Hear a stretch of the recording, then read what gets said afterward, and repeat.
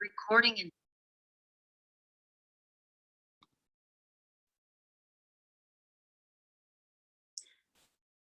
Hello, everyone, and welcome back. We are going to jump right into today's show, but first, a word from our sponsor.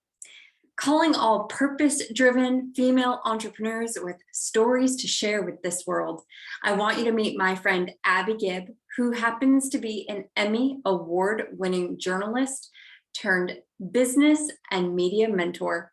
She's helped women like you build million-dollar businesses around your personal story, become best-selling authors, and land TED Talks in months. She's currently offering a special for my community on her #1 media marketing course, the Media Visibility Accelerator, a 6-module course for purpose-driven entrepreneurs who want to scale their business to $25K per month and their message into a global movement. This is the program your soul craves and your bank account deserves. Check out the link in today's show notes. And now on to today's show. So welcome back. I am so excited to be talking with you today. As I record this, right now there's actually I think it's called 2 different things, either a Congress of Crows or a Murder of Crows gathering in my yard and surrounding area around my house. And that's been happening a lot this week, and it happens about this time every year in the fall. And what I will say is, don't look up what that means, because it is kind of creepy what that says that the traditional sign of a gathering of crows could mean for you. I'm just going to pretend I didn't read what it was and enjoy that I've got these regal looking creatures hanging out. But if you hear them in the background of this audio, you're not going crazy. You are hearing crows. So I wanted to talk to you today about the journey I've been on in the book writing process. So I have wanted to write a book for a really long time. I imagined that sharing a book with the world would be something that I did always, as long as I've started this process of being a coach and an entrepreneur. I figured that sharing a book with all of you would just be a natural progression. It would be something that I did eventually along the way. I tried to write one book shortly after my year of travel in 2017. And I ended up writing like 25,000 words of what I didn't feel like ended up could be a book, nothing good. A first draft of something kind of shitty, so to speak. At least that's how I felt about it. And I just kind of put it away. And then this year, all the way back in April, I ended up doing a session of Raw. And I think those of you that have been listening to the Yoke and Abundance podcast for a while, you've heard me talk about Raw. You can join us. It is definitely for anyone who is looking to examine their lives creatively or spiritually, or just trying to become a better person. This is a phenomenal community rooted in journaling practices, in self-reflection, in deep connection and community with other women. Join us. We would love to have you. And it was in one of those sessions of Raw, way back at the beginning of April of 2020 of this year, where I was talking to my group, and towards the end of a session, I was getting ready to close everything out, and we were talking, somebody said something about failure, and then they said something along the lines of, well, it's not failure if you learn something. And I thought, no, that is not right. And it sparked actually a huge discussion within our group that continued on that week about failure.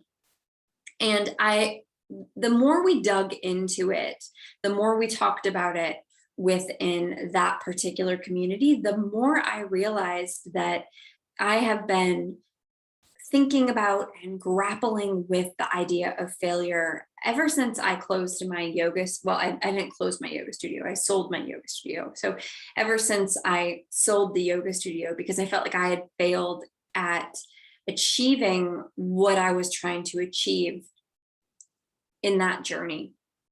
And so it's something that I've been thinking about for a really long time. And I really think that failure is a super necessary part of our growth. It's part of developing resiliency. It's a part of the learning process. And I think it's really dangerous if we don't embrace failure and if we don't call failure what it is. And I think it's dangerous from a psychological point of view. It's dangerous from a community point of view. When we fail, it means that we tried. It means we don't have to live with regret because we tried, we threw everything we could at it, and we didn't make it, and we probably learned something and we tried again. So I just got real curious about this topic, realizing that I'd been thinking about it and grappling with it for a really long time. And I also realized that in my coaching clients, what I see sometimes is fear of failure or fear of perceived failure can be something that holds us back from going after what we really want. And we forget that the process of going after it and not getting it, iterating in that process and trying again is how we get to success. And so I feel really passionate about this. And it began with me applying to a lot of TEDx conferences, trying to land TED Talks, a TED Talk around this topic. And I have not yet landed one, probably because, I don't know that this topic is all that unique. So hear me, I am writing a book about something that I am very passionate about, but a lot has been said around the topic of failure. A lot has already been said. And I'll talk more about that. That's a difficult piece for me in writing this book, in that, oh my gosh, I worry that I'm just adding to the noise, that maybe I don't have anything all that important to say. And I have to constantly remind myself in this process that not only do I have something important to say, a lot wouldn't have already been written about this topic if it wasn't important, but nobody's given it my perspective and my unique take on it. And I'm not sure that my take is necessarily all that unique, but it's from my heart. And it talks about, I'm going to be sharing stories about my failures and when I've tried to learn from those failures and get back up and keep going. And when I've tried to realize that a failure might have been a call to pause, put that to rest, and just take whatever learning I can from that experience into whatever new endeavors I'm moving into in the future. So that's what this book is going to be talking about. I talk about the intersection between failure and creativity, the intersection between failure and our core values, failure and resiliency, failure and growth, what it means to be a woman and failing. So there's a lot of different themes and intersections that I will try to address and tackle in this particular book. But along the same time that this idea of failure was permeating my life and I was applying to TED conferences, trying to land a TED Talk, my friend Andra LeBauer said that she was applying to this book creators program and she thought that I probably would want to apply as well. So I applied, I got in. You might know that I interviewed Professor Eric Custer, about a month ago on the podcast. He is the creator of the book creator program. He is brilliant. He is full of more energy than I could ever hope to have. And I think he's just doing a ton of good in the world. So if you want to write and publish a book, I do 100% believe that this program is phenomenal, incredible, and absolutely something you're going to want to look into, because writing a book, as someone who's never written a book before, this process doesn't look anything at all like I imagined it would. Okay. So I think that's really important for you to know about this experience, is that writing a book is absolutely one of the hardest projects I have ever endeavored to work on. And it brings up, especially in the type of book I am writing, it's considered, this is a weird thing for me to say, but it's considered that like thought leader genre. And so I'm trying to do a thought piece basically on failure. And it just doesn't look like I imagined writing a book was supposed to look. Like I imagined writing a book was supposed to look like me in an office at my computer, typing away for hours and hours on end, alone. And I imagined that what would happen would be like my brain would open up, and the great creator, God, whoever would, my muse would dump whatever I'm supposed to write into my brain as I'm doing this. And that is not what this process has looked like. It just isn't at all like I expected it to be. And these are kind of the three reasons why, I think. So first, that myth that I just described, what we imagine authors to look like, alone in a beautiful office, at a typewriter or at a computer with their delicious cup of coffee or cappuccino, writing away in solitude. It just doesn't work like that. It takes a community, it takes a village, it takes so many people to help you write your book. So I'm not doing a fiction piece, I'm not doing a memoir, I'm doing, like I said, that thought leader genre of book. And for me, it even started, I mean, I did 30 interviews before on the topic of failure before I even started writing. And that was all in order for me to start gathering like what I thought about failure, what other people thought about failure, what are things that I hadn't considered about failure and growth and resiliency, and the role that failure plays in creativity and growth and learning and all of those things. And every time I interviewed someone, either themes would emerge, it sometimes challenged my ideas on what I thought failure actually was or wasn't, or how it plays out in our lives, or the long-term effect that it has on us. Or someone would tell me to go research something else or go talk to someone else that they thought might be important to me on my journey of writing this book. So that alone, started in a very collaborative way. And I would get online and I would do these Instagram lives and I would talk about what I learned or what I heard in those interviews and how I thought it played into the book. And so that was before I even started writing, is that I really needed that community. I needed to bounce ideas off of other people. And I think it's really strengthened this yoga and abundance community. When I get on that Instagram live, so many of you, you jump on, you watch, you interact with me, you share comments, you share stories, you drop things in my DM and you let me know.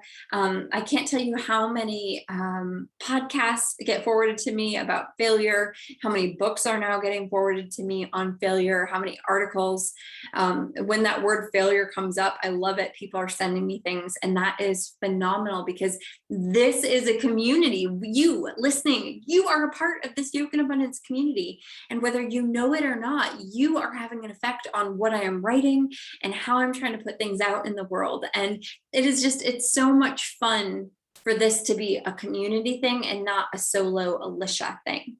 Because my greatest hope with this book, the thing that is so important to me, is that it will make an impact, that it will have useful knowledge in there for you, that, if you are struggling with a personal failure, if there's something that you haven't grieved yet that felt like a failure to you and you didn't grieve it yet, or maybe you've grieved it and now you're thinking, what next? And there's that piece where you need to look at it a little bit more objectively, and you need a structure to do that, or you need to figure out how to iterate, or you need to figure out how to get back in the saddle after a failure has happened. This book is going to be for you. If you're scared to even try because you're scared, you want to get it right on the first try, this book is going to be for you. And it's only been in talking to so many different people that I've been able to come up with, the words to write the book. It's been a collaboration. And gosh, I doubt that my acknowledgement section is going to be big enough to be able to acknowledge all the people I feel like I need to acknowledge. But you can't write a book alone. I mean, even from the perspective of, I really needed the book writing program itself to teach me how to write a book, how to start with interviews and tell stories that would be compelling. So just from that learning standpoint. And then I've been meeting other authors. I've been, other writers, and we're all becoming authors. And so I'm meeting authors from the last cohort before us. I'm meeting people who are in the publishing community at New Degree Press, which is who I'm publishing with. And they're teaching us how to do a successful book launch. And just the collaborations that have come from this. As the introvert that I am, it is a little bit overwhelming, but not too overwhelming. And I've been able to really kind of do it at my own pace for the most part, as far as the community pieces of things. But the other thing that's been kind of eye-opening for me is when you write a book with a publishing company, the way I'm doing, the process is actually really fast. We had a green light deadline that we were working towards. So we wrote our introduction, we wrote a couple chapters, we would meet with our directing editor, and then we had to revise one of those chapters and then have at least 20,000 words written to get what they call like that initial kind of deadline in, to see if we were on track to have our, what they call a poorly written but well-structured first draft submitted by October 28th. And you might note that I am talking about writing and completing the first draft of my first book, and it is October. It's not October 28th yet. Yes, I have met my deadline early, and I'll talk about that in a minute. But the other thing I want to talk about, besides just community, is how important coaches are. And this is not just a shameless plug that you might want to work with me. I mean, I'm a great life coach. I'm going to toot my own horn for a second. I am great at working with women who are moving through transitions, be it divorce, empty nest, career transitions. If you're encountering spiritual transitions, creative transitions, wherever you are, if you are feeling stuck in your life in some way right now, a coach is a phenomenal tool. And so just a plug, you can come work with me if you want to. Just schedule, you can go on my website, you can schedule your free 30-minute consultation, and we can see if working together is a right fit. But getting to work with a directing editor, which is basically like a writing coach, every single week was one of the most eye-opening, one of the most important pieces of working on a book that I could have ever imagined. And, I don't think that my directing editor necessarily got me, and I don't think she necessarily loved what I was putting out. And that's okay. Your directing editor doesn't need to do those things. At least that's what I discovered in this process. But she gave me a lot of concrete steps for moving forward. She helped me figure out what my outline for the book would be. She helped me rearrange that when need be. She gave me feedback every week on what I was writing. So I was constantly getting feedback, so that when I'd be writing new chapters, that I could be incorporating that feedback and try to do a better job of pulling those things in. And then most importantly, I really hit a wall last weekend. When I was writing, I basically stared at my computer screen. I knew I had 2 to 3 more chapters to do. At the time, I thought I had 3 chapters left to do. And I was basically staring at my computer screen for 2 days straight on a weekend, watching my friends go play and have a good time while I am stuck inside in front of a computer screen.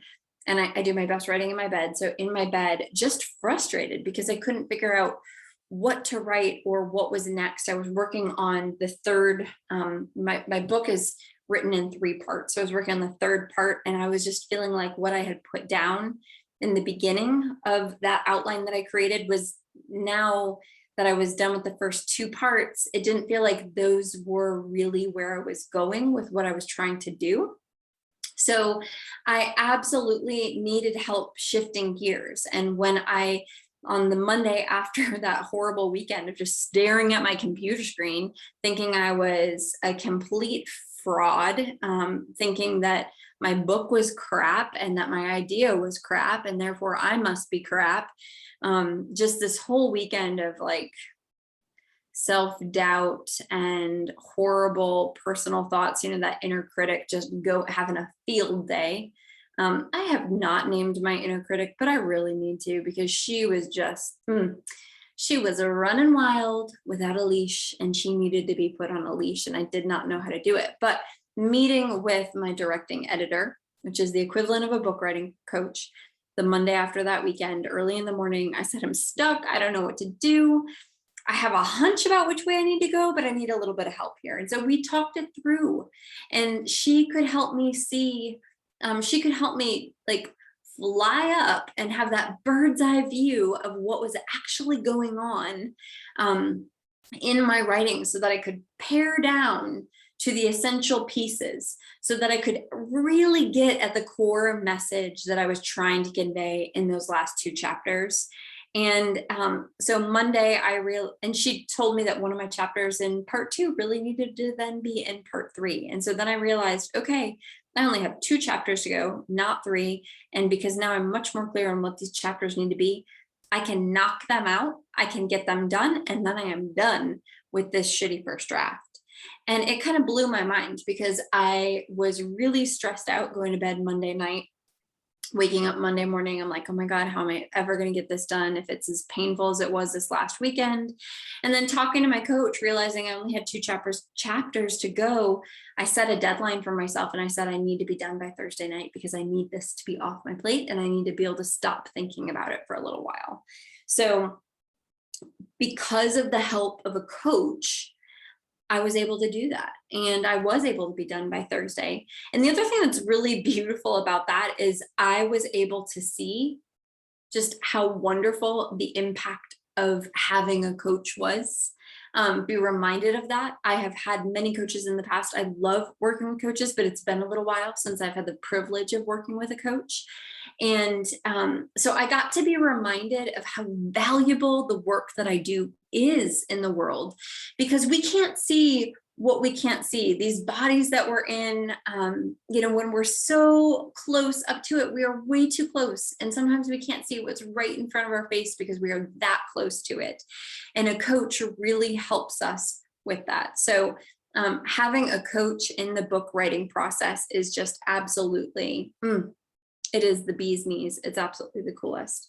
Now, the third thing that I've learned about writing this first draft of my book is when they tell you they want a first draft, a shitty first draft, they really mean just that. I went last week to one of we have like open office hours with Professor Custer, with Eric. And I went because I had been feeling so much self-doubt, and I basically said, hey, this book so far, it feels like I've been writing it to like check a box to try to get an A from some arbitrary person, some arbitrary teacher. And I feel like in doing that, I've stripped out a lot of me. I don't know. I mean, I know that a lot of these stories that I'm sharing, especially the ones that are personal to me, are my stories. So I'm in there, but I don't feel like it's my brand. I don't feel like there's the Alisha magic to it. And he reminded me that a first draft is just a first draft. And the way Eric talked about it, he said, you're just framing a house. And, the more I think about that, the more impactful it is to me, because I know that I can't put the hardware on in the kitchen until after the drywall's up, until after the cabinets have been put in. But the frame's got to go up first, and then the drywall, and then things can get painted, and then it can be made to look pretty. And so it made me feel so much better, because even though this first draft is done, there are holes, there are gaps. It is not pretty. It's not quite me. And that's okay. That's the point of a first draft. And what I'm learning is that this publishing journey, it is a long, arduous journey, but it's one that moves oddly. It's long and fast at the same time. And there are some forgiving pieces of it, in that a first draft can be crap. It's supposed to be crap. Eric interviewed Ariana Huffington, and she told our book creator program, she said that a done first draft is a good first draft. And I'm going with that. So that leads me to the next thing that I wanted to talk to you all about today. I want to talk to you about celebrating. Woo, woo, woo. Oh, I could break out into a song on this, like celebrate good times, but I have a really complicated relationship with celebrating. It stems from a very boring story about me in high school not getting a graduation party and feeling like I'm not worthy to celebrate. I'm not worthy of being celebrated. And I have learned over the years, as I've become a more introspective and self-aware adult, that when something is actually important to you, you need to let the people in your life who are important to you know how important that is to you, and kind of let them know what would help you make it feel like it would feel special if we celebrated in this way. But our friends, our family, they can't always meet us there where it is that we want to be celebrated and how we want to be celebrated. So I am taking this book writing journey as an opportunity to kind of heal my relationship with celebrating. And I told myself, I was really, my eyes were opened to it when we had our green light deadline. And my friend Jeannie, who's been my writing partner, she had said to me, Alisha, we need to celebrate this. And I said, no, I'm too busy. I can't take, like, we've got too much writing to do. I've got too much work to do. I can't take time out to have a glass of wine and celebrate this. And she was like, Alisha, I call bullshit on that. And holy hell, did I need to hear that. And so when I heard that, I said, okay, this is when I'm going to begin to heal my relationship with celebrating. I am worthy of celebrating my accomplishments, and I am worthy of celebrating milestones. And I thought about it in terms of, I was raised Catholic, and we have these sacred rites.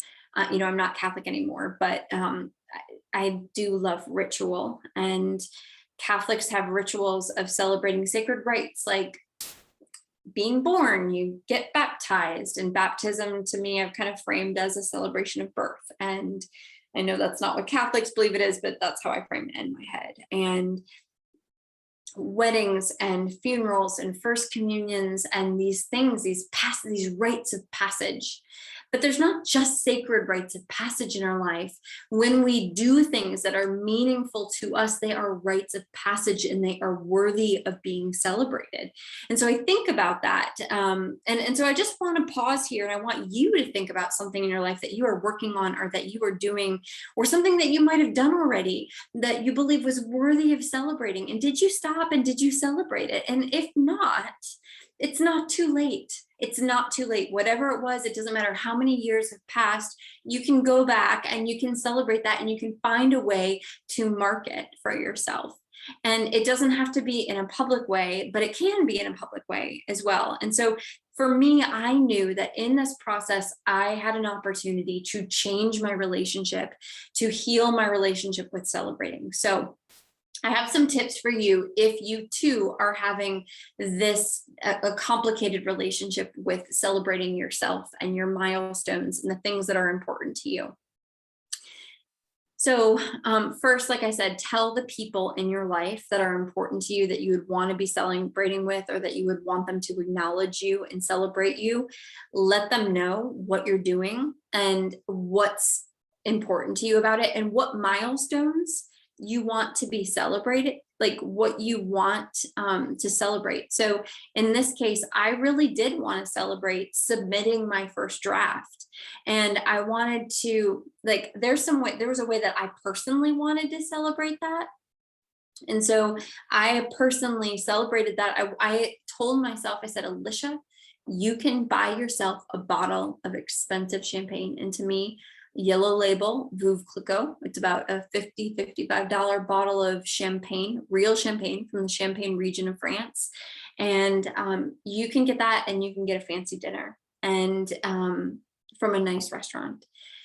And so I had that planned out. I knew that I would be done by Thursday evening. And so I ordered myself dinner in advance from Chez Jeunesse. It's a local French restaurant, and they have this thing called Supper Club, and you can pick up a hot French delicious meal from them. And so I picked up a hot meal from them. And that day I went to go pick up my fancy Yellow Label bottle of Veuve Clicquot from Total Wine. And you know what, damn it, if they didn't have it, I guess they've been having a hard time getting that in and keeping it in. I don't exactly know why. I can imagine that COVID supply chains have potentially been a problem with that. I don't know. I ended up getting a comparable bottle of champagne. I was very disappointed that it was not Veuve Clicquot Yellow Label, but it was still delicious. I love champagne. If I could drink champagne exclusively all the time, I probably would. I love it that much. But yeah, that was quite the treat for me. So this is all to say, if there's something you want to celebrate, don't assume that your family and friends know how to make things special for you. You know some things that will make celebrating special for you. So plan them out, put them on the calendar, and then do it. I also really wanted to celebrate with my boyfriend. He's been hearing me complain about how hard this process has been all year. And so I just wanted to bring him in on that celebration and mark the milestone with him as well, which we did.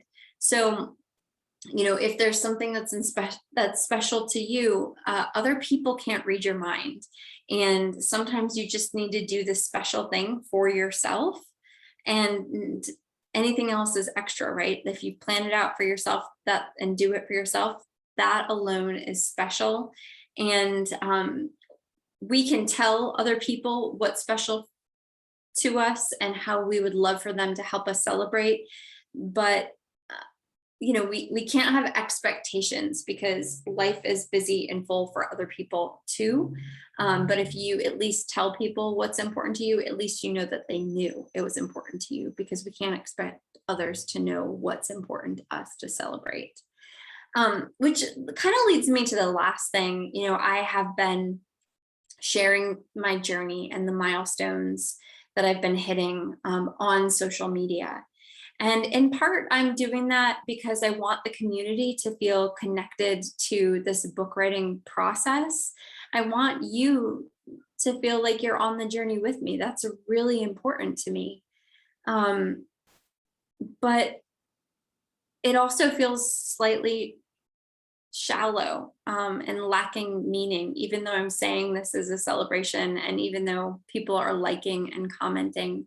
It's social media. It doesn't feel real to some extent. And so it's opened my eyes. And going forward, I personally am going to make a much more concerted effort that when somebody posts a milestone on social media, or if they say that they're celebrating something, I'll like it and I will comment on it. But I am also going to, when it's appropriate, when it's someone I know and love dearly, I'm going to go that extra mile, and I'm going to, you know, depending on who they are and what our level of friendship and intimacy is, you know, I might call them now, or send a text message, or send a card, or flowers, or drop a meal, or drop something on their porch, because I'm realizing that as I put everything that I'm doing on this journey into social, it does make me feel connected, but it also makes me feel really disconnected as well. And I'm surprised about that. And I'm realizing that I have room to grow to help people in the celebration of their journey as well. And, here's the beautiful thing about that, is that now I know that when we put things out on social media that are important to us, be it a happy celebration or something sad, that's really just an opportunity. That's like the heads up. It's the alarm bell that something important that we need to pay attention to just went off. And now, if it's someone that's super close to us, we get to go the extra mile, and we get to make it really important for them by dropping food on the porch, or sending a card, or sending flowers, or picking up the phone and giving a phone call. So this has been a huge, like, learning to celebrate myself and learning what makes celebrating feel important to me. I am learning how to do a better job of celebrating others. And that is a huge gift of this journey and this process, because I would not say that that's something I was good at before. And I don't know that I'll be good at it going forward, but I'm going to make a bigger effort, and I'm going to have my actions kind of back me up in that. So that's the journey that I'm on. That's where we are in the book writing process. I have completed my my poorly written, to me, I will say shitty written, with lots of holes still, first draft. It's well structured, or decently structured anyway. It is structured. It has a structure to it. It has one that you can easily follow. And so next step. So here's the thing. It will be out in May of 2022. And my pre-order campaign will be launching in November. Scorpio baby, if I have anything to do with it, just like me. So I'm going to try to launch this baby cakes under a Scorpio sun sign. If I can make that happen, we'll see. I know that they want us to shoot for November 26th, but I'm going to push for the 19th, which is my birthday. So maybe the book launch, pre-sale book launch, can happen in Scorpio season, is what I am hoping for. And I am thinking about doing a podcast series, like a mini series on failure, leading up to the release of the book. And I'm just curious what you all think of that. Would you want to hear snippets from the conversations that I've been having over the past 3 quarters, basically? What would be interesting to you? Please let me know. I am so excited to hear from all of you on that. But that's what I have for you today. Thank you so much for tuning in. I hope you have a fantastic rest of your day. Thanks so much for being here.